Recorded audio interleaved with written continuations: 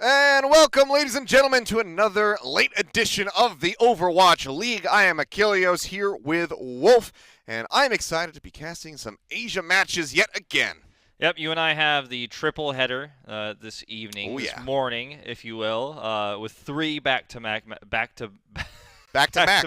matches. There we go. Oh, if I'm struggling here, it's going to be a long night. But yeah, we've got some really good games coming up. Taking a look at our May standings, though, for our upcoming May tournament, which is, I think, what everybody is really excited about and everyone's looking forward to coming up next week. You can see that our first two teams that are playing today, actually, Seoul and Chengdu, are at the bottom of the standings right now. So the loser of this match is going to be in a pretty rough spot. Yeah, they certainly are. Dynasty's coming off of a big turnaround victory. However, they were able to take down the Shanghai Dragons after losing to them previously. So that's got to be some decent wind in their sails. But Chengdu is always that wild card team that you have to be cautious about going up against because you never really know what those guys are going to be experimenting with, what they're going to be pulling out. So exciting match to start things off. Pretty high stakes for these two teams that are looking to get into that May tournament, as you said. You can see Guangzhou Charge, somewhat surprisingly, at the top of the standings with that 3-0 record. So super strong performances from them out the gate. They're the Florida Mayhem of the Asia region, Achilleos. They got those wins back-to-back, stealing them away. Yeah. With the lucky schedule. But, I mean, they are looking on the up and up, despite Neptuno obviously not being around right now. So, good to see them performing well.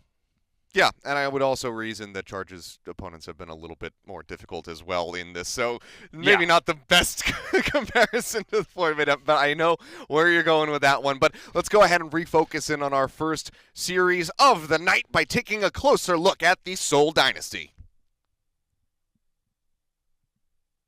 My ultimate finishing gesture profit, I wanna beat them.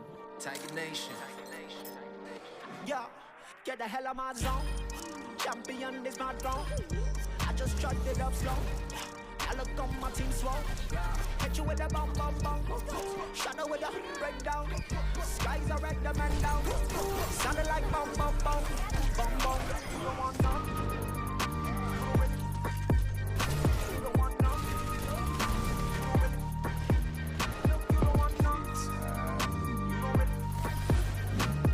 I think Seoul Dynasty has a very good chance to be one of the strongest teams in the league this season. Added pieces they got from the London Spitfire, plus the good holdovers that they had from last year's roster.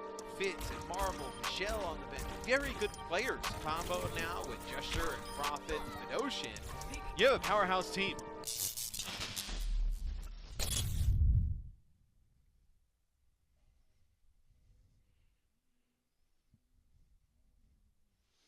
And here we can see the starting six for the Seoul Dynasty. No surprises, really. It's going to be Prophet and Fitz in the DPS lineup. But we do have Gesture and Michelle coming through in the tank line with Toby and Ocean. So still no Slime. Yeah, so I mean, I don't think that Slime is probably ready to play with the team just yet. I don't want to call it a last-minute signing because rumor has it they've been in talks for a really long time, even potentially before the official announcement happened for Slime. But let's not forget that Toby is kind of a map specialist in terms of the Lucio play in particular. So I think that even though Slime is the better main support player in terms of mechanical skill on a broader spectrum, I think we still will see Toby quite a lot for the rest of the season. I don't think it's going to be as much as we see Slime once he slots into the roster, but I think we will see Toby for some map-specific compositions for sure. Yeah, I mean, obviously Toby just has certain maps are tied to his name. Eichenwald, that bridge yeah, for sure, is entirely tied to Toby. I mean, I guess you could give an argument as well for Slime on Ilios. Certainly gives him a run for his money as far as being a boop god on that map. Think back to Contender Season 2 when Runaway won that championship. Very much was on the back of Slime, sending people into the well. But I agree. I think that we will see a very healthy mix of both of those main supports when Slime does start getting slotted in for play. Their opponents on the other side of the field, however, are the Chengdu Hunters. So let's go ahead and take a look at their starting six. Yep, the Chengdu Hunters bringing to the table this evening Jinmu, Leave, Emong, Elsa, Molly, and Yveltal. So Emong back in more permanently, it seems, at least at the recent times, rather than Ating, who's been slotted in quite a few times. And I don't think anyone's really been able to figure out the rhyme and reason behind whether Among is in or not. I mean, with obvious exceptions of Wrecking Ball compositions, but for the most part, it almost feels random, so we may never get answers on that. But it looks like Among is more the main, A-tier tank player right now, is the first-string tank player at the moment. So I guess that's going to be a continuing trend. I think that's a good tagline for the Chengdu Hunters. It almost feels random, just across the board for their entire existence in the Overwatch League. They are always playing with fire, going back and forth between sanity and insanity. But we'll have to see what they do have prepared for us today. As far as maps are concerned, we are going to be starting things off on Nepal and moving to Hanamura and Gibraltar, Blizzard World, and then potentially Lijiang Tower, Busan, Ilios, if we can go a little bit deeper into the series. Indeed, we are up and loaded into this first map of Nepal, hero control map that'll set the tempo of this series. Important to note, our hero pool for this week does not include Mei or Tracer, nor Orisa or Moira, so a lot of potential here for the Reinhardt Zarya strategy. We see Seoul Dynasty rocking out of the gates with already. Chengdu Hunters, on the other hand, want to run their Wrecking Ball style. They're going to be putting Molly on the Zenyatta for that extra damage output.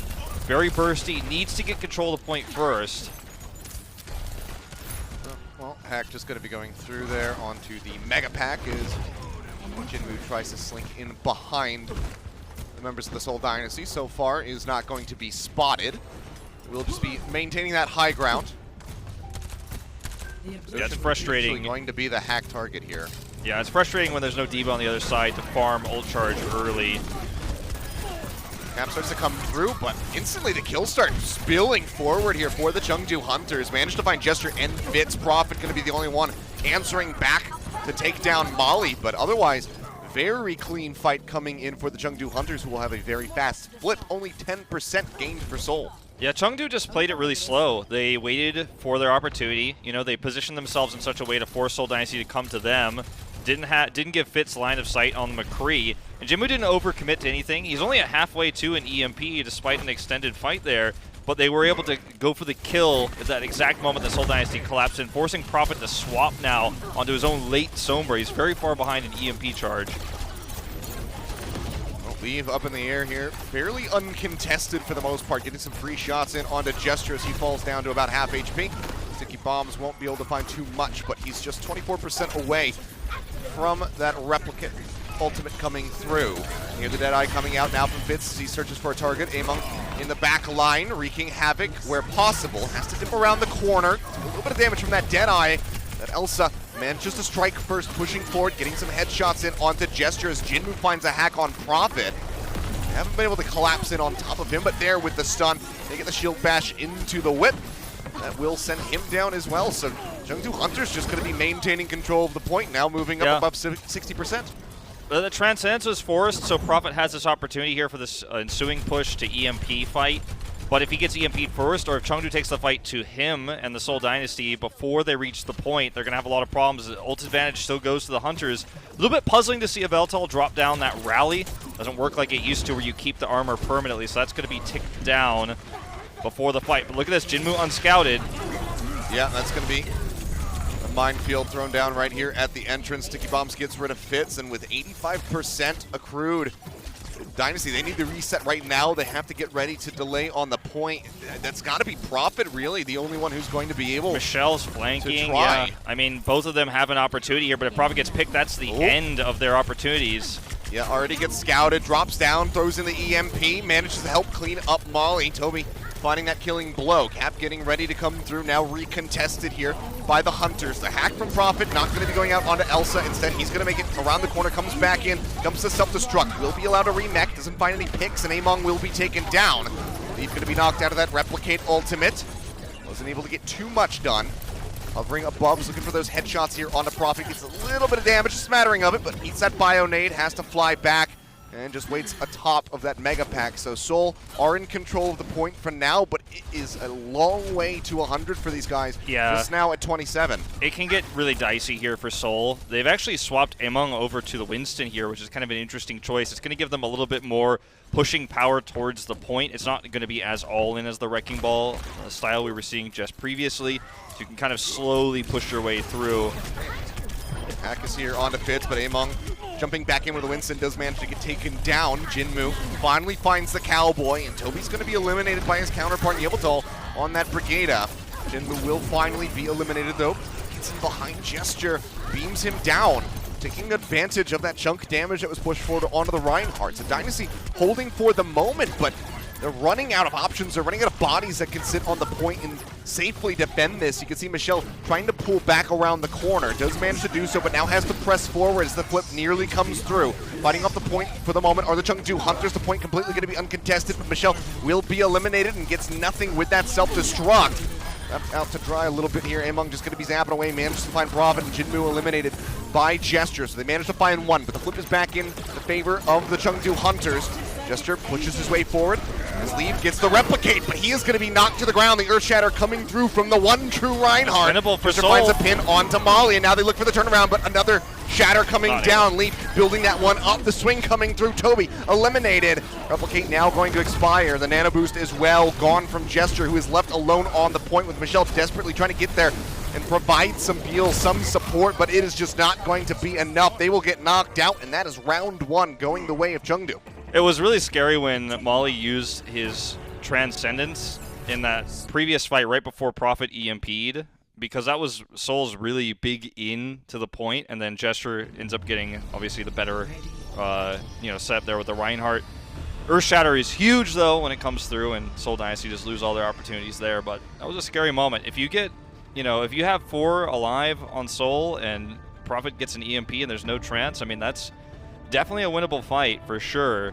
It's a little bit scary to see how the support ultimates are being used right now for the Chengdu Hunters, especially Yveltal with some of these rallies, just given his amazing background on the hero and just main support in general.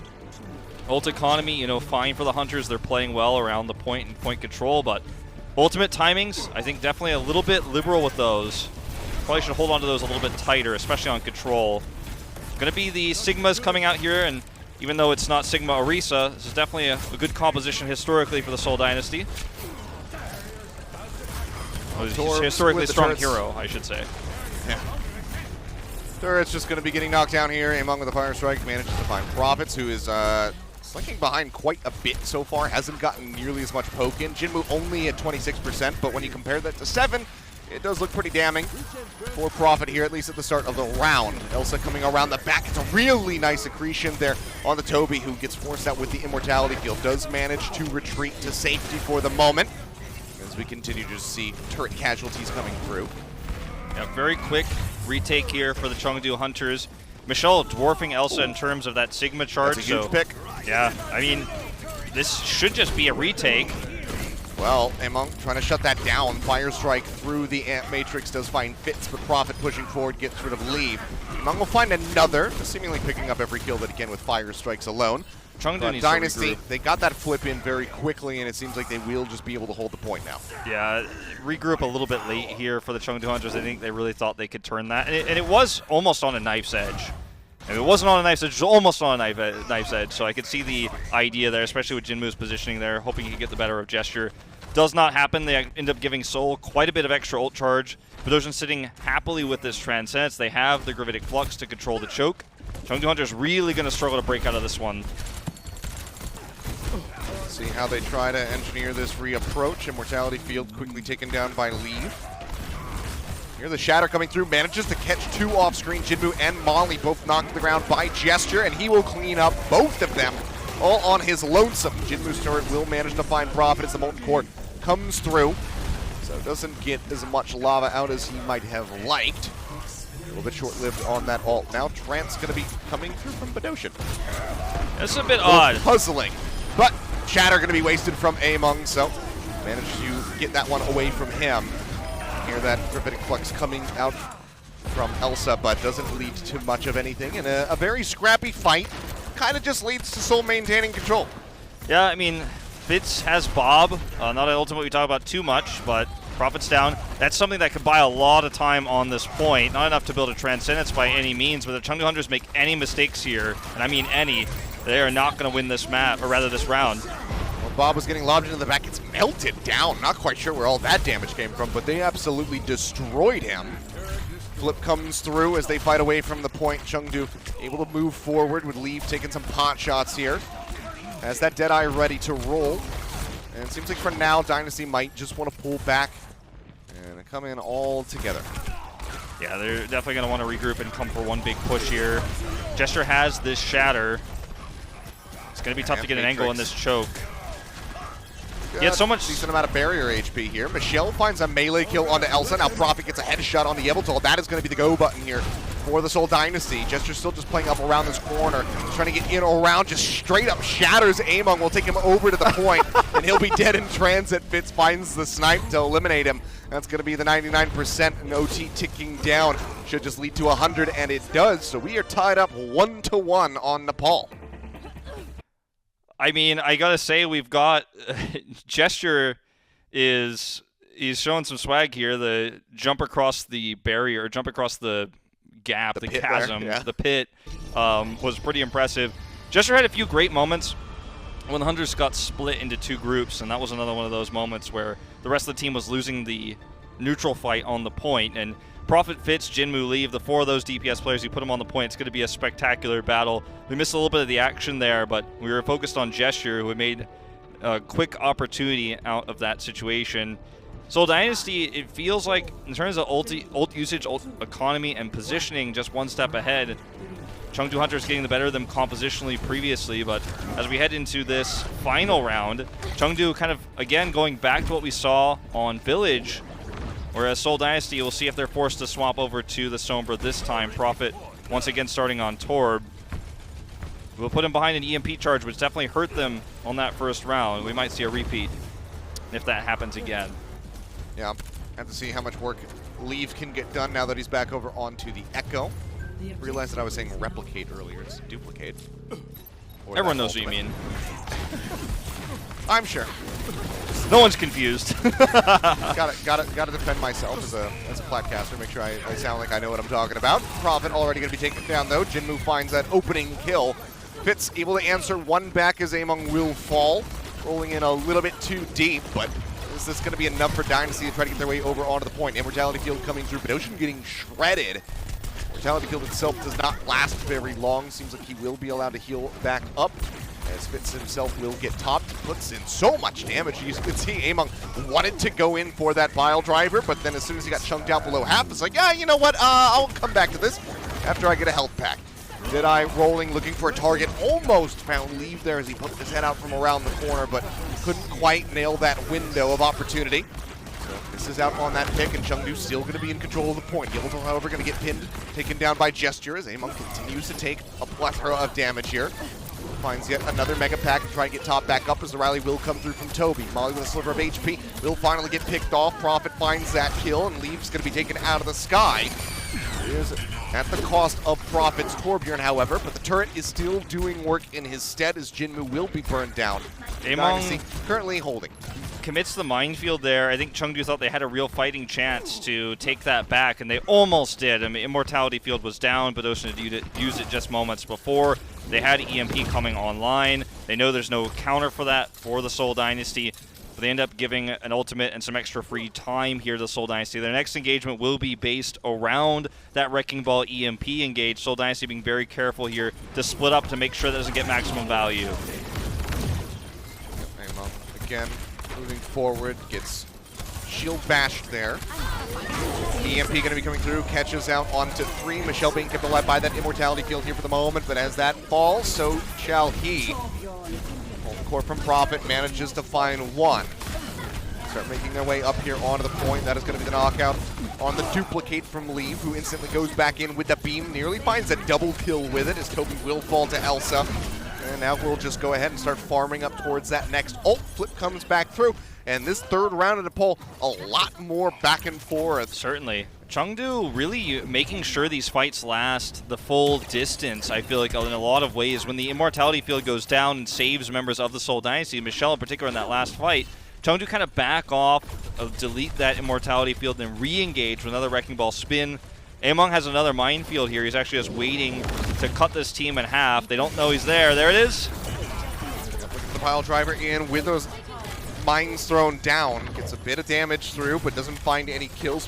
RC Among up to 36%. As the mines continue to sit there, so doing some serious work on this Wrecking Ball. Chengdu have another pile driver through. Oh man, sets up for Badoshin to just get absolutely murked by those sticky bombs. Solo Shatter going to be tossed in, leave destroyed by the members of the Seoul Dynasty here, but is that going to be enough for them to take this point? It's 86% now, still moving up, leave getting ready to respawn, and he's going to have that duplicate ready to go. Transcendence comes through as the grab comes out, but Jester has the pin, isolates Yabletol, finds the kill. Yet another minefield invested here from Among.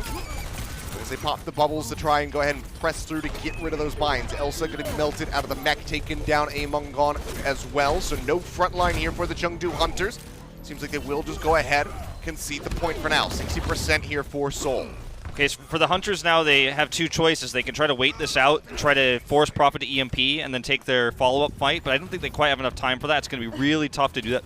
Or they could just win this fight right here, right now with their own EMP with a really solid engage. They don't have a minefield anymore, but they have staying power with the duplicate, and they've got a bomb as well. I think this is their fight to take it and win this first map.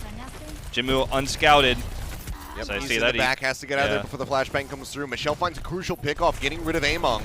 This is a lot of time lost. He will be able to join back in, though. Obviously, Among going to be able to get there quickly with this Wrecking Ball. But they are running out of time, as you say. I mean, I think they've really only got one shot at this. Elsa's going to have to touch here, and they're going to have to take a scrappy engage. Among goes in first. Jinmu has been found, goes low. EMP comes out, doesn't really find anybody. Prophet with his own, only catches Jinmu. As he leave, pops the Deadeye here, manages to find a kill as Michelle will fall. Now Gesture going to be gone, and that should be it. Yep, cleanup coming through the near team white as Prophet is the only one left alive, pushes his way over onto the corner.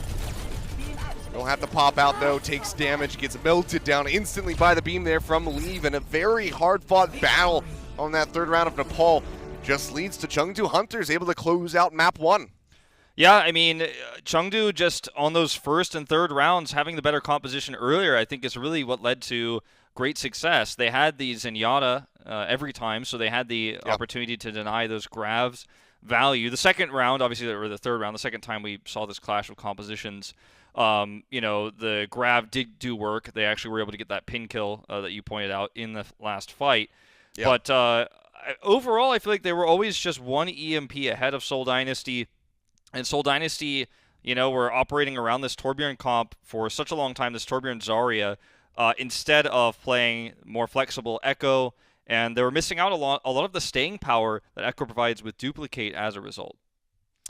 Yeah, and just no way to get around that EMP coming out from the Chengdu Hunters, you know, running with the Baptiste, running with that Brigida. The only way to really survive there is to try and get a shield bash or a flashbang in on the Sombra mid-channel of that near instant ultimate. So, you know, putting themselves in a rough corner, not having that Zenyatta to try and survive, you know, get that Transcendence healing going out and push through the EMP, not having the Lucio for the sound barrier.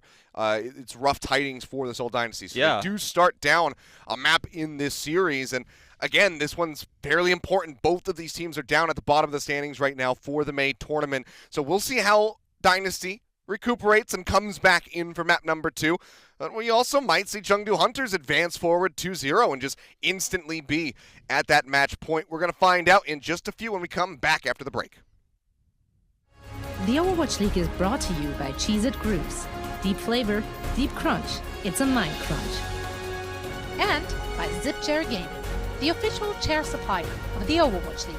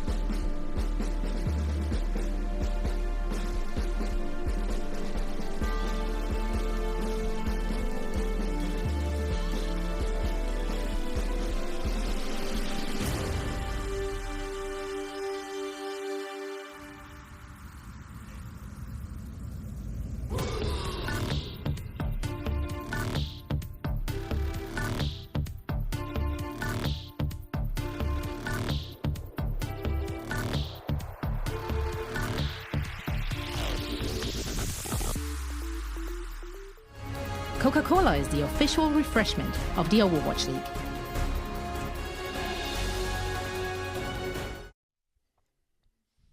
And welcome back, ladies and gentlemen. We are just one map into our first series of the night, of the morning, however you want to define it. Currently, though, Chengdu Hunters are leading 1-0 after a victory on Nepal over the Seoul Dynasty. So. Yeah, and interesting storyline-wise, just to look at my fancy notebook, not so fancy, that's their first map loss to Chengdu ever. They're 7-0 in maps against Chengdu historically, so I believe that's their first map loss to Chengdu Hunters ever. So history has been made on that control map. We did it! We did it. But Seoul, I think they can bounce back for sure. I think compositionally, you get punished a lot harder on control than you will on maps like Assault and Hybrid. Yeah. And especially Escort if we get there. I mean, we've always seen control being the most, swingy map type of all time. Getting upsets on control is not that far-fetched. But, I mean, not to call this one an upset. Obviously, Chengdu, still a very strong team. Indeed. Our next map is going to be Hanamura, by the way. So heading into Assault. So a map where Seoul Dynasty is currently 0-2. So definitely one of the weaker maps for Seoul Dynasty in terms of the Assault map type right now. We'll see if they can change that. But that's obviously season records, the 0-2. I think we'll see a lot more Sombra out of Seoul Dynasty. I don't think they're going to try to avoid it any longer. I understand them avoiding the Echo because it went very poorly for them in their first match that they played when Echo was released. Prophet was just kind of all over the place. The duplicate targets were not there. And he was either not duplicating at all in a lot of team fights or duplicating too early or avoiding duplicating tanks. Which we've seen has obviously been, I think, very hit or miss, whereas duplicating the tank often is just the safe move, especially when you're fighting in overtime.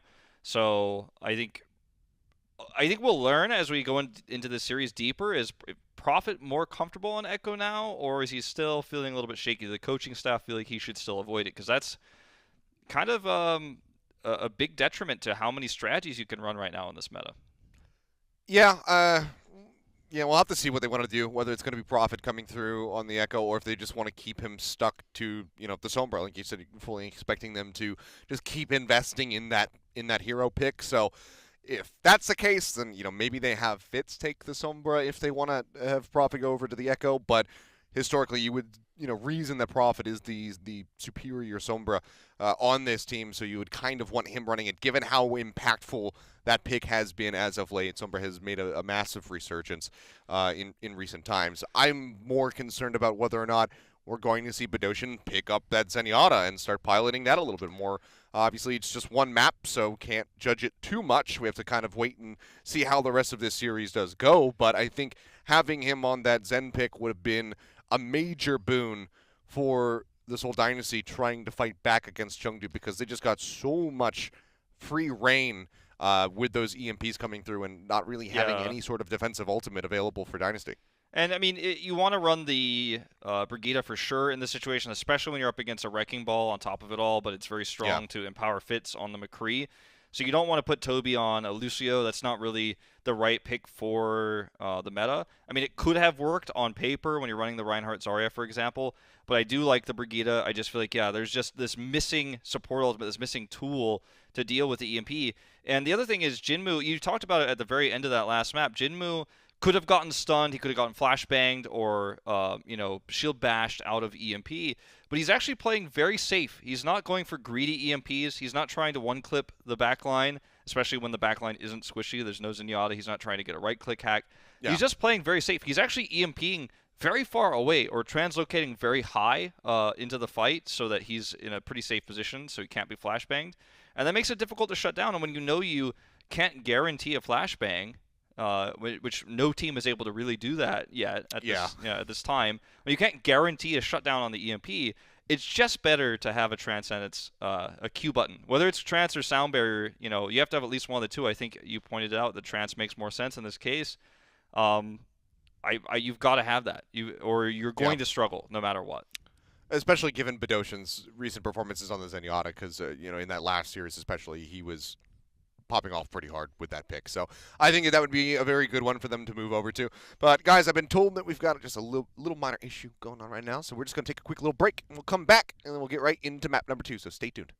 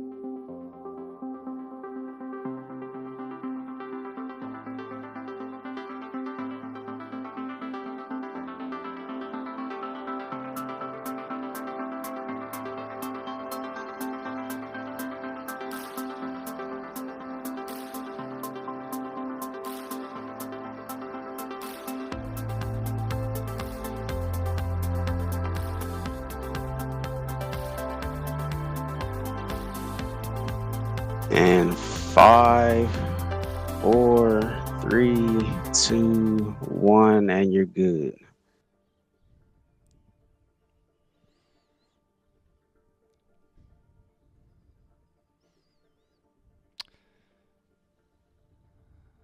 I'm ready, but I don't think either of these teams are at the moment ready. So we're gonna have to fill some time, a little bit Make longer. sure you guys aren't muted. I'm not. So while he checks, I was. Oh, muted. you guys I have said, no hey. idea what he said. I said so many expletive. No. I said welcome things, back. So you won't know. I said that we were working out the kinks with the tech issue, and I said I'm ready for map 2. How about you, Wolf?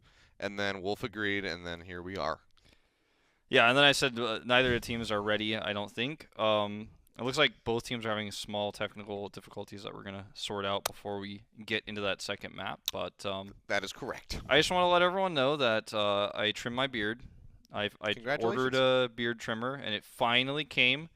It took like 2.5 weeks, but it finally came in, just in time for me to trim my beard for the show.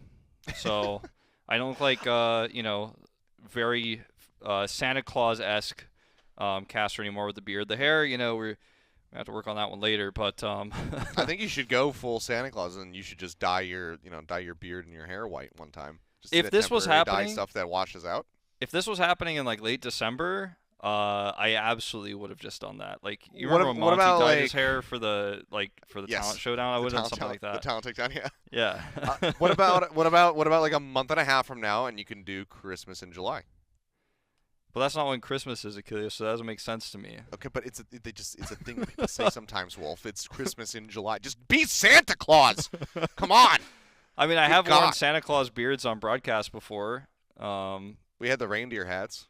Yeah. For contenders in season 3. I just recently was going through photos on my phone and came across that and the gift that we had of like the hats that squeezing and having the ears flop. Yeah, that's pretty good. I wish I still had that. I think it's back at my apartment in Seoul actually, so maybe I do. I still have mine somewhere. When I get back over there, then I'll be able to we can recreate that in July with hopefully you dressed as Santa, or at least having that beard and whatnot. I had the opposite problem as you today. I went to trim my facial hair, and then the beard trimmer was broken. So it's not taking a charge anymore. So I was unable to shave. So I look a little scruffy today. That's fine. So, I mean, I see you guys don't know this, but Achilles and I can't see each other right now. Like, normally we stand next to each other. Obviously, he's in New Jersey, I'm in Los Angeles, but also I don't have like an Achilles feed I'm looking into. I don't even know if he's on this side of me or on this side of me. I think he's probably to the left. I think I'm on your right. I don't know. I mean, you're the play-by-play caster. I just imagine that being on like the left side of the screen. Either way, I don't even know what he looks like. But from where today. You're standing and then looking at the camera, for the 2-box, I would be on your right. I'm pretty sure. No, I'm sure someone will tweet at us and let us know. You should be on my left.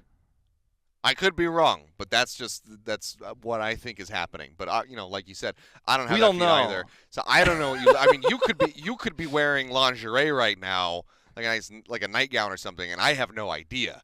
I think the chat would probably be going crazy. Not that I can see that at the moment either, but production confirms he's on the left. Production confirmation I was right. that I'm on the left, but yes. I don't know what you're wearing is what I was getting at. I mean, I am wearing a very a red hoodie, so I do look kind of Santa Claus-esque in that regard. I've got a little bit of white, underneath that I could almost like make it into a, I don't know what you call that, like the fur that Santa's got. I won't do that, but anyway. I just got a brownish, tannish kind of a long sleeve T-shirt going on here. That's about it. But boy, is it warm. I don't know how it is in California right now, but in New Jersey, we had a heat wave today. It's been almost freezing at night for the last couple weeks, and then today, Mother Nature was just like, nah, let's crank this up to high heat, and being in this enclosed studio with all of these walls that we built that have mattresses in them for sound dampening, and then they're covered in moving blankets with this light beaming on me. It's a little warm in here. Yeah, I can imagine. It's getting hotter in California, although not as hot as it normally is, so it's kind of weird. It's been a apocalyptic few months in California with all the rain we had, and then obviously with the pandemic on top of, like, the weather hasn't been as warm as normal. It's been a bit of a mess, but I have a American AC now, obviously in this apartment, which I'm not used to anymore. Yeah. And for those who don't know, in America, when you put the air conditioning on like a certain temperature, and then it tries to make the entire like house or room / apartment to that temperature. So for example, if you set it to 68 degrees Fahrenheit, which would be quite cold, the house. Well, thank God you're doing it Fahrenheit, not Celsius.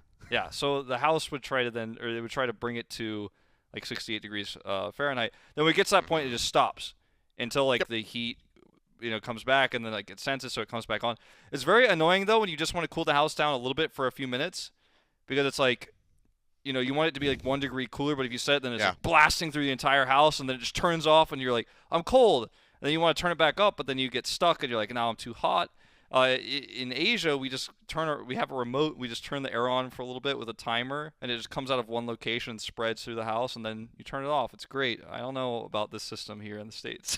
Speaking of which, I need to buy an air conditioner when I get back to Korea, because I don't have one. And you're in trouble.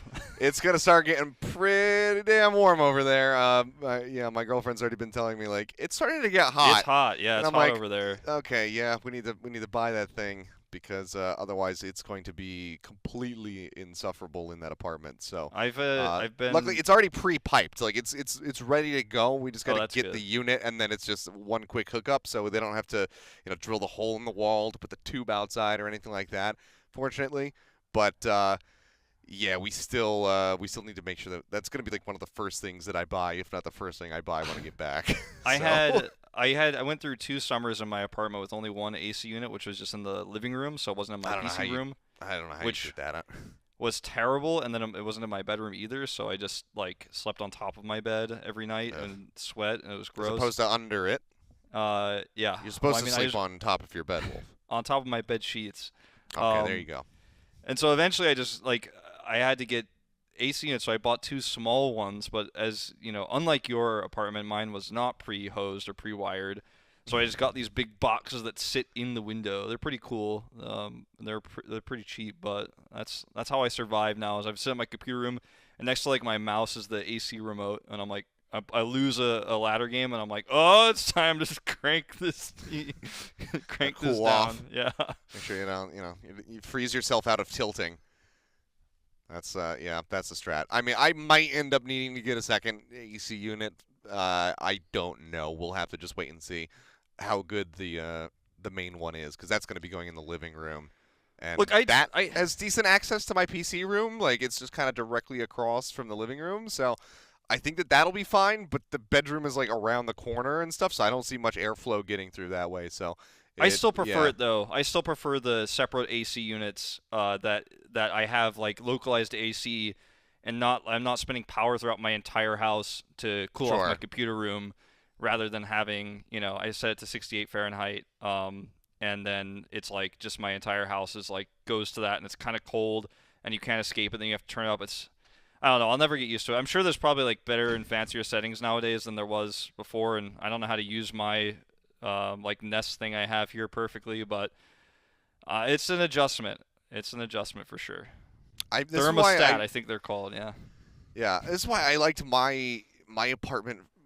I guess 2 apartments ago technically, but before I moved in with my girlfriend, I liked it so much because it just came with 2 AC units, one in either room, so it was perfect. I didn't have to buy the ACs. All I had to do was pay the electrical bills, and then I could have those set, differently in each room. So I could have my sitting and gaming temperature, and then I could have the one for when I was going to bed, and it was perfect.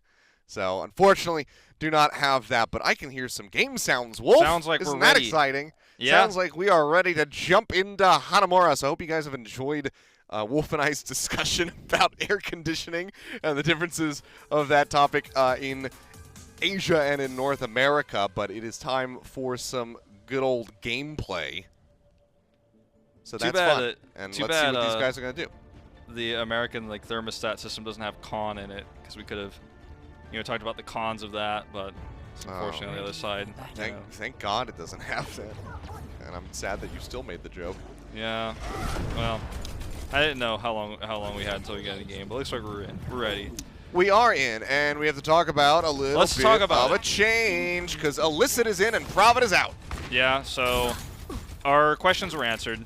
Oh, that was actually, Fitz almost didn't make it there. Prophet is not comfortable on Echo still. They just don't feel comfortable running him on the hero. We have the answer to that question at least so far. It is going to be the McCree though. No Sombra, Brigitte, Ana here for Seoul Dynasty. And the Chengdu Hunters will be able to identify this early. They're going to get this fast teleporter out. And then once they see this composition, they may change course because, yeah, I don't think you really want to try to run Symmetra into this McCree and Echo. You're going to have a lot of problems. Leave is just looking to snipe somebody while they swap heroes, and we'll go back over to the Echo. This was not a Widow comp. Don't get excited, nerds at home. No, I mean, this is still a little bit worrisome for me for the side of the Seoul Dynasty, because now that the attackers have that advantage, they swap over onto the Sombra. There's still not that many great tools to try and deal with it to get rid of the EMP, but you can just kill him, I guess. So there you go. Alyssa finds the headshots. Yeah, there you go. Gets rid of Jinmu. Looks for that's the going to buy on the some Molly. time. Yeah, that's certainly going to buy time. Absolutely. The problem with, the Transcendence, or rather the Zenyatta in this case, who acts as a Transcendence bot in this composition, is that it takes forever to get back to the point, so you can't just jump off the side and run back when they're resetting. You're just not going to be there in time. You're going to have to start over at 0, so it just doesn't work. Going to swap over to a Genji Sombra dive composition here, though, Chengdu Hunters. And it's going to be just looking for picks, for dash resets. This is not a build the Dragon Blade style comp. This is just a crash into the point and get a team wipe, and that's all you need. And if you're lucky, you get a Blade EMP fight for B and get an insane time. It's not a Blade farm, though, where you're just slowly looking for that while you get a pocket. Jinmu up over the top there. Has to drop down. Among, oh, what a the most inconspicuous sneaky ball. Hamster. I've never seen a ball so inconspicuous. Come on! He broke the banisters and then didn't notice. Did they still not hear him rolling? Gets the hit there onto Alyssa, pops him up, but the flashbang comes through, but Jinmu dashes in to go ahead and scoop up the kill on the enemy McCree. Among will be able to exit, and just like that, they slice through the Seoul Dynasty. Pushing around the corner here, Illicit. He's going to have this expire. He's trying to get that rally online before he loses out on the duplicate. He gets it. Yeah, does manage to get it. We'll start armoring some people up here as best as possible, but already one tick going to be taken. As they look for a bit more, 2 ticks here. And yeah, that might just be it for point A. They start pushing their way forward to try and contest this. Deadeye out behind the point, everybody hiding behind the bell. Deadeye will just go ahead and expire. It's going to be the minefield drop in from Among. EMP coming through, catches Michelle. They will very swiftly be able to take him out of the mech, and the minefield will finish off the baby D.Va. Gesture desperately trying to be kept alive by Badoshin, using that bio nade. Trying to keep him topped up. Another one coming through, gets the anti there onto Jinmu. He's got that Dragon Blade ready to go, but he wants to hold it. He's so desperately trying to hang on to this one. He needs to keep for it. Point B, but we'll just go ahead and draw this one out. Dashes through, gets the kill onto Badoshin. That's going to be poop off the side of the map, and yeah, didn't quite need that Dragon Blade. So a bit of a boon for the Seoul Dynasty, but it looks like he's going to go ahead and swap anyway. I think a lot of people are going to say, well, he was planning on swapping, but no, he absolutely is not. I think he's swapping because he's swapping as a result, but like Seoul was never going to win that fight, like in any case. And they just wanted to trade ultimates because they didn't want that Nano Blade you were talking about to come through. They didn't want the EMP Blade combo. They didn't want to deal with any of that and give Chengdu the double cap. He was going to swap over to a Soldier 76, which further is the idea that this is totally unplanned, the swap. He definitely wanted to Blade there, but he's going to go up onto the high ground with this, and obviously can take pot shots. Seoul not with a massive ult lead by any means, but they successfully were able to get those ultimates out, and that's all that really matters at the end of the day when you've already lost A. Jump up there onto the high ground. Among will get pooped down. He's just going to be ticking up on the point now. Rejoins up top. Flashbang burned there by Fitz. Does manage to find Jinmu with a headshot, which is going to put a big dampener on the assault here from the side of the Chengdu Hunters. Deadeye rolling through. You can see everybody just hiding behind those pillars where possible. Molly will be able to stay safe. Jumping back over towards main. Nano boost used on the Gesture, but this has got not really anybody around him. He might Throw a swap. Fire Strike and maybe try to hit somebody, but instead we'll just push up onto the high ground going up top with that charge. Doesn't find anything. Everybody hiding either on the other walkway or around the corner. Lee pops that tech visor and very quickly gets mauled, ripped apart Poor by soldier. Michelle. But Chengdu Hunters, they start turning this one around with 2 picks coming through. Gesture and Alyssa both going to be down now, but Ocean's going to be gone as well. Molly spamming away, keeps everybody alive, even contributes to a kill. Gets the, oh man, the 3-point lob shot. made onto Fitz. Takes him down. Second tick nearly picked up now. Self-destruct, still rolling, finds a kill onto the enemy Ana, but is that going to be enough pressure alleviated to try and continue to defend here? Shield raise is coming through from Gesture, from Toby, keep them protected from the hacks coming in. Illicit manages to get that duplicate coming through onto Yveltal. Now, rolling through, swings away to help get a kill onto Elsa, and they will be able to successfully stave off the push here from the Chengdu Hunters. They give up 66% though. Imagine if Lee was on any hero but Soldier 76. Like, imagine if even in perfect position with attack visor, where literally an Echo was on top of him in sight, he was able to get a kill. Imagine that scenario. It didn't happen. I don't know about this Soldier 76 pick. I would have honestly liked the McCree a lot more. Just being able to secure better kills, have that extra survivability, the flashbang to engage, a lot of different things McCree's going to give you. EMP bash! Oh my god, he's going to get knocked out of that one. Jinmu unable to find the EMP. That would have been so huge up there on the high ground. Everybody from Dynasty was essentially there. All the main targets that you would want.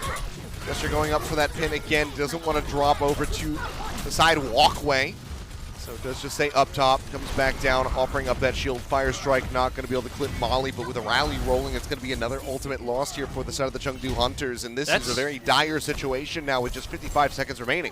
Yeah, I mean, that's the kind of bash that's depressing as Jinmu, because it's almost even strange that, you know, that he was bashed in that situation, because he was so in such a weird place to get bashed. It wasn't an unsafe EMP, but you got to be careful. You got to know where Toby is if you're going to jump in and look for that, because there is that delay that, you know, that came in with a 2.2.2 patch, you know, last year, quite a while ago now, but it makes it a lot easier to bash out of EMP. Self-destruct, tossed into the top of the staircase, unable to find anything. Gesture with the Fire Strike will get rid of Yveltal, but he's stuck in the corner. Body blocked by Among, swiftly taken down thereafter. Bionate's still there on the Winston, now going to be expiring, and seems like Among should be okay for the moment as Michelle hides in behind the lanterns. Gets a little bit of armor up there from Toby. Will finally be topped up. Down to 6 seconds here. Attack Visor, Transcendence, nearly a Primal Rage online, but that's about it for the Hunters already. The Zoning Deadeye getting ready to come through as Fitz looks for a pick, and he will be able to get Among, cutting him short of that Primal Rage by 10%. Takes him down. We'll see if Among's going to have that Desperation swap over onto the Wrecking Ball and try to rejoin or get back with a Primal Rage. Oh, my ready eyes! to roll. Michelle going to be losing out of that mech as the Transcendence comes in and Gesture will be taken down. Illicit getting that duplicate coming through onto the D.Va will get demeched. And then likely pushed back through. Yep, there it is, the Echo returning. Self-destruct out from Michelle, the true D.Va here. That angle. For the side of the Seoul Dynasty, but will not be able to find anything, but is allowed to remech. The kills continue to come through in favor of the Chengdu Hunters. Among with a Primal Rage finds Badoshin. They get another knockout on the mech from Michelle. Gesture under fire, has that Discord orb rolling on him. That'll be a finish off the team wipe coming through, and yeah, they will be able to take this one up. Toby spawning a little bit too late to try and recontest the point, but even if he could, he likely would have gotten destroyed. I just, before we could talk about anything further, I just want to point out that Lee's second attack visor had him cowering in fear behind a pillar the entire time. Yeah, that one, I mean, it didn't work out in the end, the soldier pick, but they get the cap in the end. But I think this whole finish, you know, a lot of people are like, yes, Chengdu did it, they got the second point, they got B. But this is really about Seoul Dynasty. I mean, they delayed so well on A, not because they thought they could retake it, but because they knew they had to bait out that EMP. They wanted to bait out the Dragon Blade, which, you know, arguably really wasn't necessary to use there. But they used it regardless, so a huge tool missing for that secondary push. They didn't have the Nano Blade. And at that point as Seoul, you're like, okay, we did it. They're either going to have to change compositions or they're going to have to waste majority of that big time bank, which we've already depleted a little bit of, to rebuild those ultimates again. And it's just so telegraphed, it's so easy to counter. You could see a Torbjorn swap, things like that, to help alleviate that on B, because you were talking about how attackers have the advantage in terms of comp on A, but on B it becomes a lot easier for the defending team to swap things up. So really mission accomplished there in terms of that delay on A that led them to have that great defense on B, even though there was an eventual take. That time bank went down to 0. And, you know, I still have questions about the Soldier 76, but, you know, we'll leave that to another time. We'll leave legs alone for now. Yeah. Leave is on the McCree this time, so sighs of relief were heard. No high ground to get that Soldier up on. All right, well, teleporter to push everybody from the Dynasty up onto the high ground. Immortality Field going to have to be used. Yellowtall will get caught up in all of the kerfuffle and finished off, and that's going to be a pretty slow run back here for the Brigida. Can at least jump the gap around the backside of the point to get there a little bit faster. As the Sleep Dart from Molly will not connect. Spamming away, trying to heal up people where possible, but already one tick comes over. Dynasty now looking for the second one, and Among cannot push forward. That is going to be 75% plus coming through as they finally make their way over onto the point. Sim Turret's just going to be the focus for Lee for now. Gets that flashbang in, but has to dip around the corner. Help finish off that Immortality Field as Among just swings and manages to find two. Gesture and Illicit both going to be taken down. Accretion hits from Michelle, but it's not going to lead to much of anything at all. Among continues to push forward fearlessly. Knows this team has his back, and Lee can just clean up the rest. That's going to be a jump off the side of the map there from Michelle. A little bit of extra assistance from Yabletal. And now we'll just have to see the Dynasty come back in. I don't know if I like the Dynasty staying with this symmetric composition. They don't have a Death Blossom. They can use the Photon Barrier to kind of dance on the point, but there's no great engage for this team either way. Sure, they're going to have Gravitic Flux before there's a Sound Barrier, but getting into position to use it properly is going to be so difficult. Look at how well the Chengdu Hunters are split right now. Don't know about this one. Yeah, Amp Matrix there, used on the high ground, leads to Badoshin finding 2 kills. Gonna be there you go. Outgunning Leave, and yeah, they will be able to push their way forward. Jinmu gets rid of Illicit as he was becoming supercharged, but this is going to be Dynasty finding the point. Now they have just over 5 minutes to try and cap point B. See if Illicit wants to stick through with the Symmetra. He's nearly got that Photon Barrier, so seems likely. Guess it doesn't matter if you have engagement tools or not, or if the Gravitic Flux is strong in this case. If Badoshin can just teleport behind your team and click heads, blow people up with the window being tossed out there, the Amp Matrix. Seoul Dynasty now has a real opportunity for a potential double cap if they can use this Photon Barrier well, because it's a lot easier to use it here where you have that high low ground you could dance between. They're just going to teleport, looks like, straight up onto the top and try this again. Yeah, going for the awning. They see this coming. Jester's got that shield raised. Badoshin again, instantly upon leaving, has to use the Immortality Field. Jester falling a little bit low to that Discord Orb. Gets knocked in onto the fire, and Leave with that Deadeye will manage to cut him down. But already, look at the value just on this lone push. That one TP play going forward gets them to 56.6%. As long as they utilize the rest of their time, this is still a very good net gain for them. Yeah, it finishes Death Blossom. I don't know if he'll stick with that or not. Looks like he's going to try to perhaps save it for an EMP. It's awkward here because you don't want to use it in this fight without EMP. You don't have a nano. Yeah, he's going to swap. I was going to say, I mean, it's a great ultimate to have if you have the EMP ready or if you have some sort of other setup tool. I mean, even the Gravitic Flux, it kind of has anti-synergy with it because you lift your opponents into the air where, you know, they're kind of out of the range. Sure, when he slams, you can try to make that happen, but it's not always easy to make that work. I'm going to go with the safer McCree pick and work around that tick that they got and just try to slow push this, slow play this with the time bank they have. If they play it reasonably well, if they have any time bank at all, it's a pretty big win. So I like the fast swap here instead of trying to force the Death Blossom.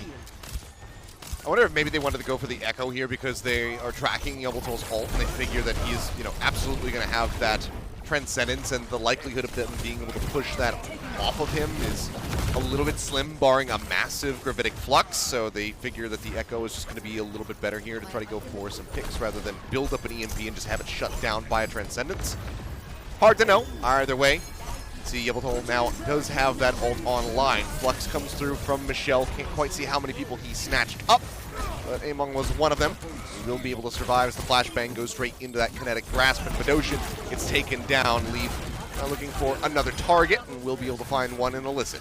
This is one of those Seoul Dynasty pushes where it's hard to figure out where things went wrong. Like, a lot was committed there. Michelle used Gravitic Flux, but no one had been weakened. The team split in half, like Gesture's on his own side mission. And, you know, when we were on the Paul, Gesture's split-offs actually were great. They were very successful. He was able to get multiple flashbangs. But in this case, he's on the point alone, and this leaves you wondering, what was the point of that attack there? A lot of time wasted, a huge ultimate gone as well, and Yveltal still holds on to that trance you were talking about. So, you know, things could be worse, but that definitely could have been a more coordinated push.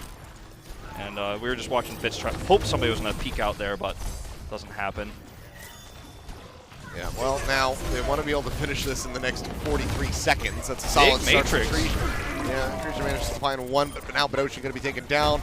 Molten Core flying out, gets rid of Toby, and this is looking a bit more dire and looking a bit more like a potential OT push for the Dynasty. Yeah, I mean, the placement there on the Molten Core was really good. They had the retreat path cut off to the main, you know, catwalk in the center, and obviously the staircase was blocked off as well, so there was only one way to go, was to kind of go back out the way they came in, but the Molten Core cut that in half, so a lot of people took damage and or died there in that moment.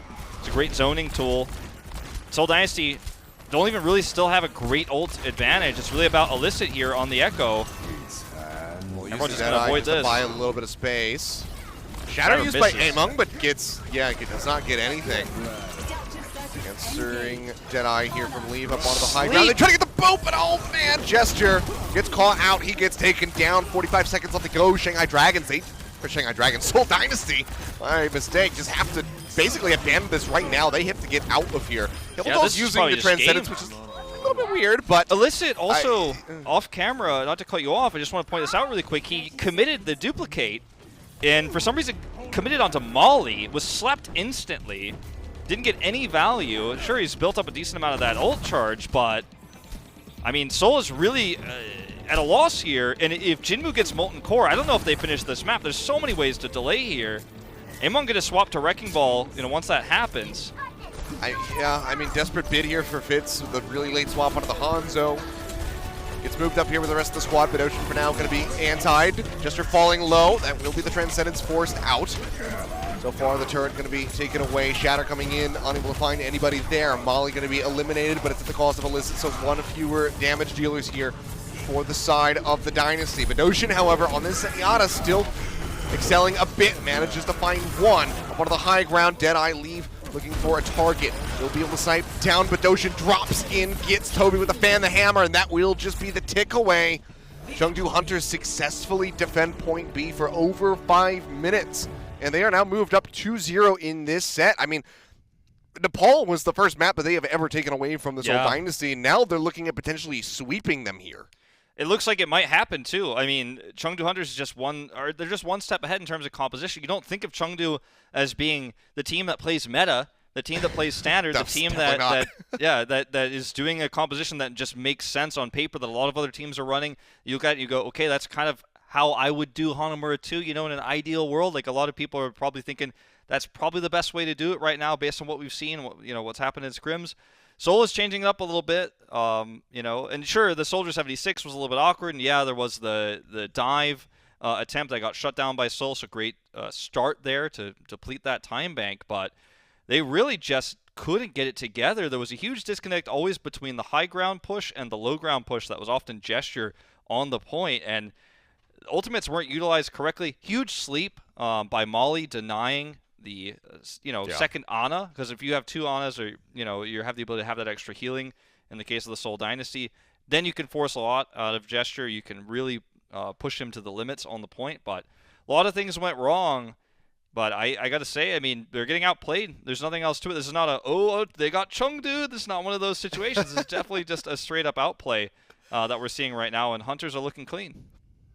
Yeah, I mean, Dynasty, they got to get something done. Now need to pull off a reverse sweep if they don't want to suffer their first loss at the hands of the Chengdu Hunters ever. So a lot of work to be done during the break. We'll see what they can piece together. And when we come back from that, stay tuned, guys. We'll be back in just a few minutes. The Overwatch League is brought to you by T-Mobile. Rank up with America's largest 5G network. Switch to T-Mobile today. And by State Farm. For auto, home, or renter's insurance. Like a good neighbor, State Farm is there.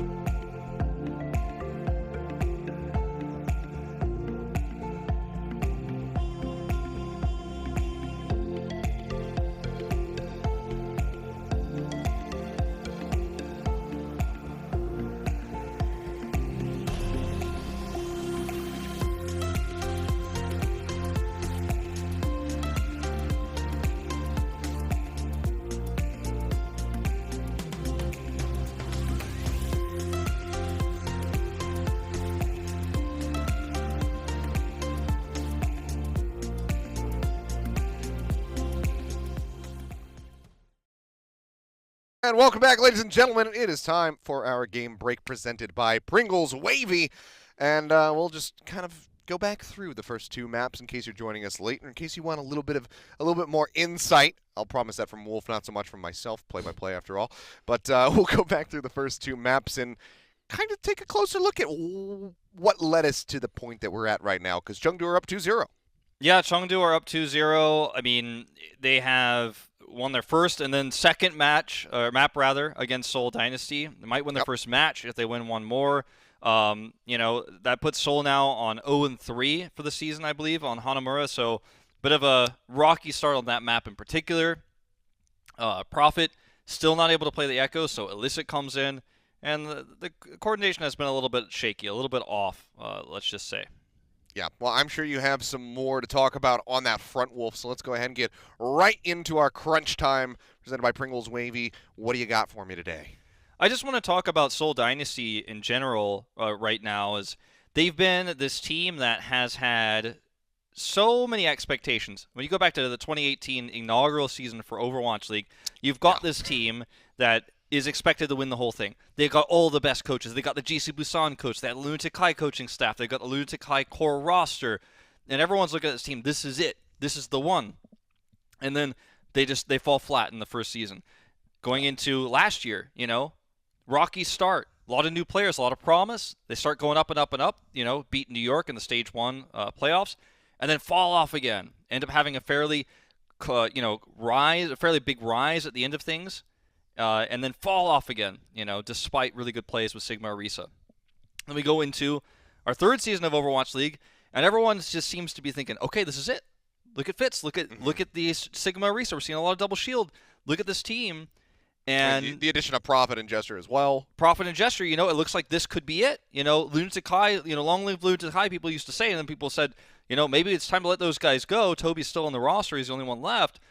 But how many more weird losses, how many more disappointments can the Seoul Dynasty fans take? And, zooming in on this map a little bit, just a little bit of lack of coordination between high ground, low ground, tank line, and DPS line. Supports as well. Badoshin is fragging, but sometimes the healers aren't where they need to be, or Gesture goes a little bit too far away. He's a little bit unchained. I mean, you start to wonder if you're a Seoul fan, are they good? Everyone keeps telling me they're good, but then I watch these games and I wonder, are they? And it's a roller coaster we're all living through. And I just wanted to kind of give that background, that backstory of Seoul Dynasty's disappointments throughout the last 2 years, and now we might have a third year of that if they can't step it up, because they're playing well but not consistently enough to really be a real force to be reckoned with, where you can say for sure Seoul Dynasty is a top team, because every time you say it, they prove you wrong, right? And that's what my little crunch time was about. Not what you want to be proving the fans wrong about, unfortunately. I mean, just to go one step further now, we just mentioned the additions of Prophet and Gesture this season. Now we have the addition of Slime. Do you realistically think that is a big boon for Seoul Dynasty? Does that make any realistic, immediately visible changes for this team and their performances? I think Seoul Dynasty's Slime add-on is actually most important for one person, and one person alone, Toby. It allows him to step out of the main support role a little bit. He can play more map-specific strategies, can be the young, older brother for the team. He's one of the oldest players on the roster. He's the only founding member of Seoul Dynasty left from Lunatic High. Allows him to kind of step back, step away, move into maybe more of a playing coach type position, and let Slime step into the light. The difference between Toby and Slime mechanically, in my opinion, not as huge of a gap as most people are making it out to be. This is not the end-all, be-all pickup for Seoul Dynasty. It's like, Toby was the issue. Now we've got Slime, the greatest support of all time. It's not like that. But I think it really pulls a lot of pressure away from Toby. I think given time, he will gel with the roster. But is he the perfect solution? Is he going to fix everything? No, absolutely not. It's going to take a lot of time for him to even get to the level of Toby with cohesion and coordination that he had, or that Toby had previously. It's going to take some time. I mean, I'm not going to lie. When you started that sentence saying that it's super important for one person and one person only, I thought you were going to say Gesture, because Slime is somebody who spent the vast majority of his career playing with Bumper, so he knows how to get a main tank out of a sticky situation, and Gesture knows how to get into a sticky situation. Sure, especially in this series. I think that Slime will be very good for helping to bail him out of those situations that he puts himself in that are not great. Is all I'll say. I'll leave it at that. But time will tell. We'll have to see when Slime does get fielded for the Seoul Dynasty. But I'm looking forward to that. I'm looking forward to seeing if that changes their identity or their play style very much at all. But for now, that is it for our game break presented by Pringles Wavy. We're going to go to another quick little break, and when we come back, we'll have the other half of this series, see if Chengdu can just close this out with a 3-0 sweep, or if Seoul Dynasty can finally answer back. The Overwatch League is brought to you by Pringles Wavy. Big crunch, big flavor.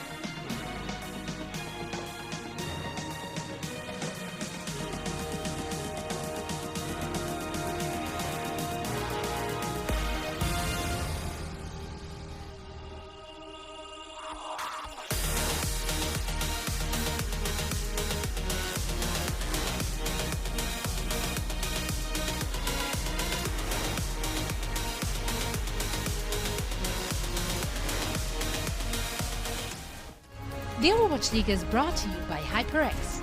Unleash your style, unleash your fury with HyperX Fury Memory. And by Coca-Cola, the official refreshment of the Overwatch League.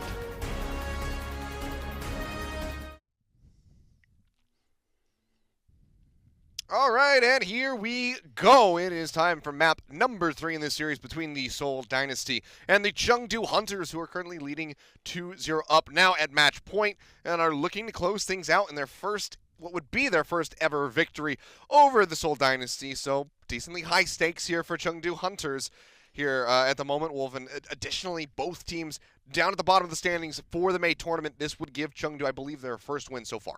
Yeah, and Chengdu, I mean, they need that win really badly, but I think that this series isn't as much about Chengdu in their first win as I think for most people as it is about Seoul Dynasty losing to Chengdu after what was a pretty meteoric rise leading up until the May tournament. But then, you know, they fell off big time, and sure, they took that win over Seoul, or rather over Shanghai, but that just kind of solidifies this inconsistency that even as a Seoul fan, you're always wondering, do I really want to be excited about this? Is this really their moment? You're never sure. So it's rough. And I keep saying that because, I mean, this feels like a loss for Seoul more than it feels like as a win for Chengdu in a lot of ways. Well, let's see what they can get done here on map number 3. Will be Watchpoint Gibraltar, and already we can see that Prophet is back in, and Prophet on defense is running his Genji. Yeah. Now that's something to get excited about. That's something that we haven't really seen much of since he played his first like professional Genji in the Apex Season 4 Grand Finals and got Finals MVP. Just like we saw him pull out the Hangzhou in the inaugural season Grand Finals on London Spitfire. You know, I mean, he's a good Genji player. He certainly is, but Genji Widow, pretty unlikely partnership that we've got here. And we'll see how this one pans out. I've never seen anything quite like this. Yeah, I mean, there's got to be a lot of decent defense here for the Widowmaker because everybody else other than the supports very much, you know, divey going forward. Already though, Hack here onto Marvel, who has also joined us in the lobby, and he yeah, there's just not enough peel in the world to try and keep him alive through that. And D.Va cannot use the D-Matrix to mitigate that beam coming out from Leave's Echo, so does just get caught out, does get melted down very quickly. Fitz in the meantime going to be looking for a shot. Was getting ready to line one up on Among, but he's dead as he gets into his sights. Jinmu pushing forward, just looking to duke it out with the Widowmaker. Will be able to force him back over to the Mega Pack, which he will hack out here. The cart just keeps rolling because they have to either hard engage or sit back and wait. You know, there's not a lot of synergy between these two DPS players at the moment. Not with the Brigida on the side of the Hunters. It makes it so difficult to finish off those half-health targets that get hit by Fitz on the Widow. They get dash resets. And the cart just keeps rolling. Prophet not even, you know, 3/4 of the way to a Dragon Blade or anything like that yet either. They're going to have to make something happen here right now, or this is just going to glide through. Yeah, they finally do have it stopped just a couple meters in front. They get a little bit of extra there on the back end.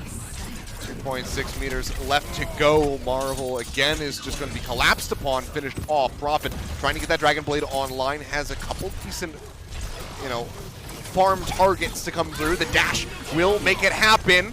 Bash coming in as the Dragon Blade is drawn out. He's trying to get rid of Yebeltal, but just goes in a bit too deep. That armor rolling from the rally, and he gets cut down. And whip shot manages to find the killing blow.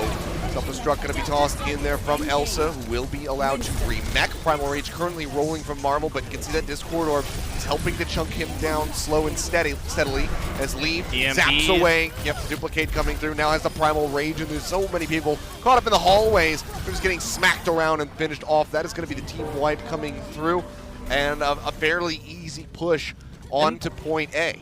Achilles, in terms of ults, I mean, that's what Echo is for, right? I mean, Echo is a hero that can frag you. She can get a lot of kills. You can have some impressive plays. But generally speaking, you're there because you're a second Winston or sometimes a second Ryan. You can stick to the point. You can have that extra time. They had Defender's Advantage, sold it, but it doesn't matter when there's a second Winston there pushing through. And Marvel just keeps getting cut off from the rest of his team. This can't happen anymore because he just gets blown up, discorded, and killed early. He needs to be coming with the team, and Soul's obviously swapped away from the Genji now, so I don't know if this Winston even necessarily makes sense. Yeah, I would kind of rather just see Marvel go over to the Reinhardt at the moment. Have something that can play for it, has that shield raised on the cart to keep that from moving forward. Self-destruct, not going to be able to find too much, breaks the shield of Yebeltal, but he kites back over onto that health pack and keeps himself alive. Nearly has that next rally online. Jinmu, the only casualty in that fight. Still a crucial one for the Seoul Dynasty to pick off. Does allow Prophet to try and catch up here towards that EMP. Now the kills start coming through, and this is where things can get difficult for Chengdu trying to push back into the hangar. But it just comes down to whether or not we'll see you know, the proper defensive strategy set up for Seoul Dynasty. Now here's the Primal, or not the Primal, the Winston swap I was talking about. You know, he comes in here, and Soul's got Defender's Advantage. They've already got their own Primal Rage out on the point, and he's able to corral these members into the corner here, allow that EMP to be impactful, and force that cart all the way through. It's not about the kills with Echo, it's about the ultimate oftentimes. Interesting swap again here to the Soldier 76 for Leave. You know, I mean, it can work out. It does allow you to be a lot more aggressive with your Winston and your D.Va if you're in the right spot to put that healing field down, but easier said than done. Yeah, see, this is actually where I like the Winston right here. Primal Rage comes out in response to that Discord Orb. He was almost 100-0'd effectively, but Marvel will be able to stay alive for a little bit longer. He's trying to displace the members of the Chengdu Hunters, get them off of the high ground. Has successfully split up the team a bit, but it doesn't lead to any pickoffs here. EMP going to be coming through, manages to catch out to Prophet being one of them, so cannot respond with his own EMP. Felix Rockets from Leave will be able to finish him off, as Jinmu desperately looks for that hack around the corner onto Michelle. Does get forced back with the translocator, but will be straight back into the fight to start farming up yet again for that next EMP. Helix Rockets flipping Toby. He goes around the corner. EMP with a bomb layered into the back, looking for the picks, and Michelle will be able to come up with a double. Very nice setup there from Prophet to turn things around and try and maintain control of this cart. Dinks coming through, and Fit will help take down Among. Very clutch by Michelle there. Without that bomb, Lee was starting to run away with this map, as we see the delays come through. He was running away with the map, and it was ironically on the low ground, just pushing with his team rather than on some sort of high ground or, you know, zoning control he had over a choke point. Just simply because of the EMP, you know, Marvel had he used his Primal Rage earlier when you were talking about how you liked that's where Winston was. He didn't have that anymore, and there's just no Transcendence again for Seoul Dynasty. But Michelle saves the day. Things were looking really dire there, and they still are in a lot of ways for this next fight. But they've brought hope back. Well, Deadeye thrown That's out. huge. Among going to be the first one taken down. Didn't quite see if he was hacked. Couldn't pop the Primal, but wanted to save it either way, I suppose. Molly is just a casualty on the back end as the Primal Rage there from Marvel does come up with a other kill to tack on. I think he thought he just wasn't an LOS there because he was just barely in it. I think he thought he was safe.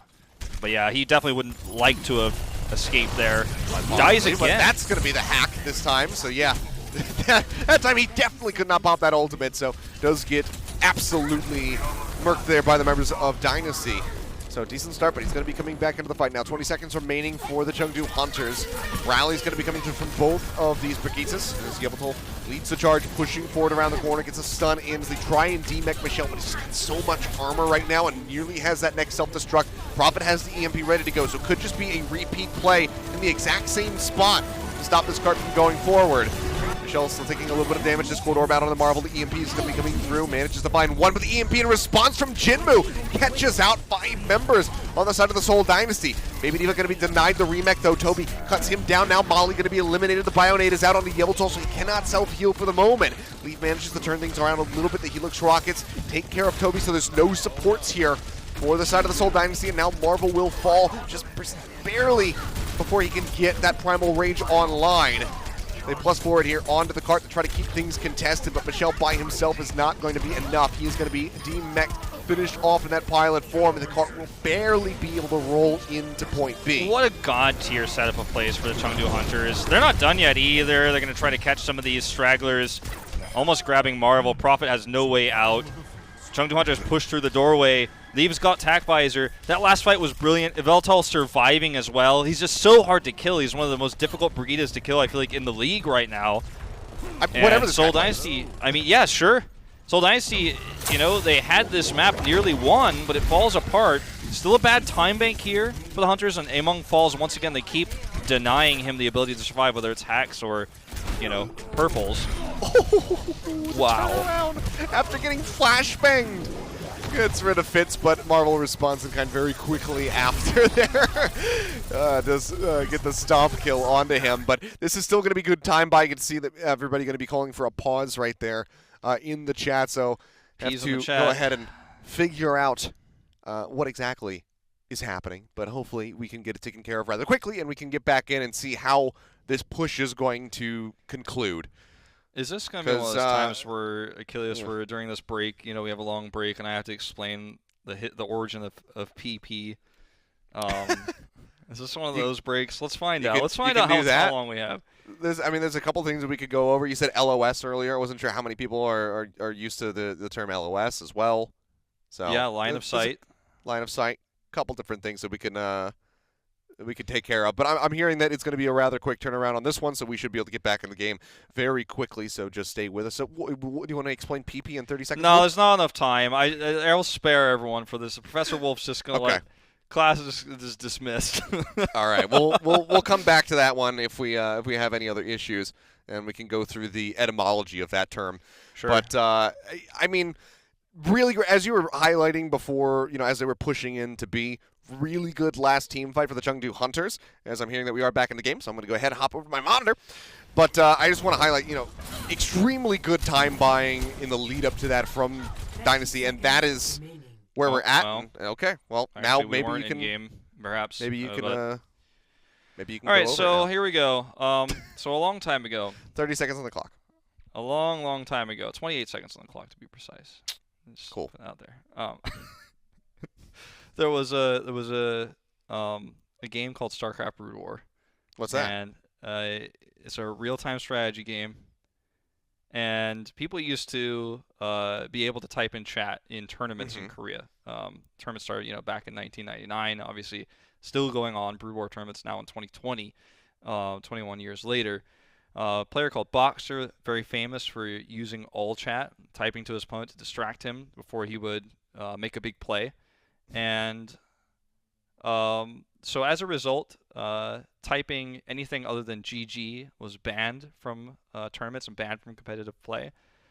So later on, when pauses would arise to signal to the to your opponent and also to the referees and observers, etc., that a pause was needed, you would type PP in the chat for please pause. It was another 2-letter acronym along with GG, the only two allowed to be typed in chat. If you typed PPP, it was considered an illegal chat, and a game was actually lost because of that in a professional pro league match many, many years ago. I want to say like 2004 or something like that. And all Koreans, as a result, generally type PP in chat because they've been watching Brood War since they were kids, some of them. And yeah, that's the end of my story. I actually got to finish most of it. I was gonna elongate a little bit, but thankfully for you guys, we're back in game. Yeah, I think you timed that one pretty perfectly there. So yeah, back into the action. Taking a look here, 10 seconds going to be remaining for the Chengdu Hunters cart right now. Going to be inching forward. Slowly and steadily. There's a lot of ultimates available right now for the Hunters, and they are popping all of them. Primal Range out from Amon going to be slept out, but Leaf managed to find 2 with that attack visor coming through. Got rid of Fitz, got rid of Bedosian, but then Marvel pushes forward. Gets that stomp kill yet again onto the enemy soldier. Pops the Primal Rage, trying to move them away from the cart. Transcendence going to be coming through as the self-destruct is out from Michelle. He will not be able to find any picks. He will be able to remech. EMP comes through, catches Jinmu as he uses his own, which caught both tanks on the side of the Seoul Dynasty. Prophet going forward, uses that EMP. And this should just be the cleanup here as they look to stop the cart in front of point C. There's Molly falling, no supports, and now just Jinmu all on his lonesome. That will be the end. OT will bleed away. And they do manage to hold them off. So a win condition here for the Seoul Dynasty, but this is all about whether or not they can make it that far on the map. I think a lot of this is going to come down to how well Seoul Dynasty are able to push through A. Because you have 2 kinds of A pushes, right? And one is the one that you kind of get a team wipe, right? You dive, for example, onto the opponent's setup on top of that car wash, on top of the, what was the other word for it that you like to use? Underpass? Underpass, yeah. You can either dive on top of that, kill the defending members, and then after you get the team wipe, then start to push the cart. You can do it in that staggered, slower way. Or you can build a composition that kind of hugs the cart, sticks with it, and doesn't give your opponents who have that defensive setup much line of sight. LS I was talking about earlier. So they can't really hit you, they can't poke at you, they can't punish you without diving in themselves, which means they have to use their cooldowns first. And if they just wait, the cart rolls through that underpass where you're kind of safe and no one can really hit you. And Chengdu Hunters, for the most part there, versus Genji Widow, which was a pretty strange defensive choice, were able to get that free push consistently. They didn't have to dive. They just sat on top of the cart, and the cart rolled through. I think Seoul Dynasty is going to have a pretty similar timing to get through A, because that really determines how many resources you can burn to try to get B, for example. It really sets the pace of Gibraltar. So let's see what they decide to run with. Prophet teases the Genji here out the gates, and it's just going to be a hog hook, but he might actually stick with this. That would have been such a big hook if he had gotten Elsa. That's the closest target. Yeah, for now, Prophet looking like he will be sticking with it. Sticky Bomb's not going to be finding any damage onto him. So he's just wrapping around, hugging the walls. Pushes up, gets the dash through for just a bit of damage. Hoping that he could, perhaps alley-oop a kill, get the dash through, and then have Fitz land a shot to try and scoop the rest of it. Leaf right now just going to be sitting on the high ground, just pounding in with the damage. As Toby will get picked off. Discord Orb onto Marvel as he's knocked down to half HP. Now shifted over onto Prophet, who's just got a sliver left, and Molly will be able to get rid of the rest of it. So, Achilles, we talked about those 2 ways that you could try to push through this underpass, and they kind of did 2 halves that don't add up to a whole of that. They had A, the Genji, which didn't have, Fitz on the McCree isn't going to synergize with that. You're not going to have much dive potential there, so they couldn't go for a big dive and dash resets on top of the underpass. But at the same time, they didn't have big staying power underneath it when they were trying to take that fight in the side room. So probably going to swap over to the Sombra. But look at all the time lost here in that swap. Yep. You see the sticky bombs making their way through past that defense matrix, so get a decent chunk of damage in, as Leave is just 90, rather just, now 6%, 5% away from that duplicate. And Jinmu is going to have the EMP in the next fight. Fitz looking for the flashbang, taking a bit of damage. They all have to pile in behind that tiny shield of Toby's, but Marvel cannot survive. Gets picked off, and that's just going to be further delay. So now they need to be below 2 minutes to try to get the rest of this cart push onto A. This is looking really rough for Seoul Dynasty. Like, look at Prophet's EMP charge. You cannot be at 40% after a long push like that. They tried to wrap around the backside, but Hunters just avoided them, and the attack failed. They didn't build ult charge. Marvel, what was that? Like, what is this? There's no one else is there. He didn't even have Michelle. It feels like Seoul is winging it, and that's not going to cut it. Yeah. I was at a loss for words, so I'm glad that you had something to throw out there. Not quite detected is Jinmu. We'll just go ahead and use the EMP. That's going to be at least a 4-man. Couldn't quite tell if Fitz got EMP'd. He died so quickly thereafter from the pile driver. And, yeah, this is just turning into a spawn camp. They just commit in after Marvel wasn't there and then get EMP'd? Prophet finally, in that failed fight, builds up 15% more. He's at 77 now. Still doesn't have it yet, but he needs to get that EMP charge. He's just going to try to farm it here as they slow push it, but, Molly's got Trance, and he's had it for a long time. Look at how well they avoid this dive. This is insane. Yeah, Chengdu playing so well. They just run away, as the meme goes. But not getting Dobon at all. You see that's going to be the duplicate out from Leave on to Marvel. Has the Winston rolling, and he's going to have that Primal Rage online. Toby, the first one to fall. Minefield taking him down. Leaf jumps into the back, holds onto the ult, now pops it, goes up onto the high ground, gets the Goomba Stomp onto Bedosian. Looks for a little bit more. Smacks around Fitz, leads to his death, and suddenly we have 25 seconds remaining for the Dynasty, and they just don't have much to utilize other than this EMP. I don't know if Prophet even land. gets to use. I don't even know if he gets to use the EMP anymore. Well, I mean, if he does, his rights were taken away. His rights to use it were taken away. He has to translocate. 10 seconds left. Okay, that's a pick. They get Jinmu. That delays his EMP from coming into the fight. Someone has to die to touch. It's going to be Marvel. He has no Primal Rage. Yeah, they get the push away. The Discord Orb going to be sitting on the Winston for now. Elsa up on the high ground, does have that self-destruct. Rally rolling from Yveltal at the moment. Marvel jumps across. Michelle gets the Discord Orb, and Elsa with a self-destruct manages to find Bedosian. Transcendence now coming through to keep everybody alive through the EMP, so even though it catches out onto 4 members, it doesn't mean jack now. Jinmu's back! Throws down his own EMP, catches 2, and that is just going to be it. A sad state of affairs for the Seoul Dynasty here on Gibraltar. Cannot make it to A, get full held by Chengdu, and they get swept 3-0 in their first ever loss to this organization. That was a rough loss to watch. The first 2 maps, were really competitive, and obviously there were some moments where we had questions about some of the things that Seoul was doing in terms of the coordination between Gesture, the support line, and the DPS.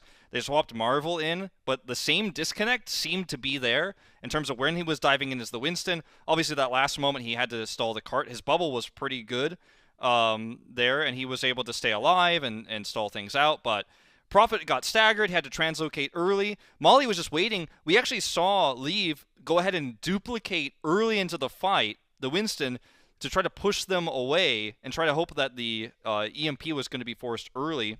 Yeah. And then, but it didn't, because Prophet had to retreat, and then they saved the trance, and Molly was just sitting back there like, are you trying to kill me right now, Marvel? And then the EMP comes in too late. Very impressive stuff from Chengdu, especially on that last defense there. Really nice anti-dive positioning, really good rotations around what Seoul was trying to accomplish. Yeah, really great play from Chengdu here, on the day. So looking forward to seeing more of that from them in the future, see how far they can climb up the standings. But first, let's go ahead and take a look at our player of the match before we say adieu from this first series. And it's going to be Leave, who just absolutely destroyed pretty much at every twist and turn here in the series. Oh, extremely consistent. His McCree, very, very awesome to see how much he was able to accomplish with that. McCree duplicates are fun to watch as well. The guy is extremely multifaceted, multi-talented player. He can play anything. That's why Echo's such a great hero for him. But his McCree just straight up was really good. Soldier 76 from him, even though on Hanamura didn't find much value, he was able to do a lot more with it there on Gibraltar. And, despite playing Soldier 76, in spite of playing Soldier 76, he looked incredibly good. And the team looked great around him. So, yeah, I think this is a no-brainer. I think if Eltal gets like a close second, the guy played insanely well throughout that series. So great stuff all around. Chengdu pick up a win here, and it's it's not too little, too late for this May tournament, but maybe they can turn things around. Yeah, back to the drawing board here for Seoul Dynasty, who I think are now tied in record, or at least very close to the Chengdu Hunters. So both of those teams still going to be hovering around the bottom of the standings, but this was a lot of promise from the Chengdu Hunters and what we can look forward to in their future matches, against some tougher opponents. We have to see what Dynasty can do to try and turn this May tournament around for themselves, make it through those qualifiers and actually be able to participate. My big suggestion would be, let's see more Badoshin Zenyatta. It's such a strong pick for him. Yeah, I completely agree. It would play around the EMPs so much better than trying to navigate the Brigida. I get it. They want to be able to shut down Among's Wrecking Ball. That's why we have a lot of McCree. We have the Brigida coming through. That can still play really well into Sombra, but it's a lot less consistent. And I feel like Sombra at a lot of these twists and turns was a big issue for them. So perhaps seeing Zenyatta more from Badoshin, maybe that would be a big enough boon for them to make this a little bit more competitive, especially for that last map of Gibraltar. But I also want to say, a lot of people are going to be like, a lot of people are going to say, well, they didn't have slime, so that's why the slime wasn't ready yet. No, put that away. Crumple that idea up and throw it at the waste bin, because slime obviously wasn't going to be ready to play this match. But second of all, even if slime were in, I don't know if it would necessarily have fixed the issues that we saw. Toby didn't make very many misplays. He actually played a pretty solid Brigida throughout the series. I think compositionally, though, Badoshin on the wrong hero at times, like you mentioned. And that's not the kind of thing that slotting slime into a roster is going to suddenly make you the golden team. It's not like slotting in Prophet and Gesture into this team is suddenly going to make you a top team. It takes time, and sometimes it doesn't work out. So, yeah. This is a series, though, Seoul fans should have hoped for a 3-0 and not a close series, and certainly not an 0-3. Yeah, should have been looking for that, that 10-0 map score overall against these guys. But I don't know. Also, one final thing before we go to break. Gestures in playing Reinhardt, and then Marvel comes in and is playing Winston. That seems a little that's awkward for me. Yeah. But I don't know. Obviously, we're not a part of the coaching staff. We can only sit here and just conject about all of this stuff. But guys, that is just one series out of the way. We're going to go to a quick break, and when we come back, we'll have our second matchup of the evening. We got Spitfire coming up, and you and I haven't cast Spitfire in a while, Wolf, so looking forward to that. So we'll see you guys on the other side of the break.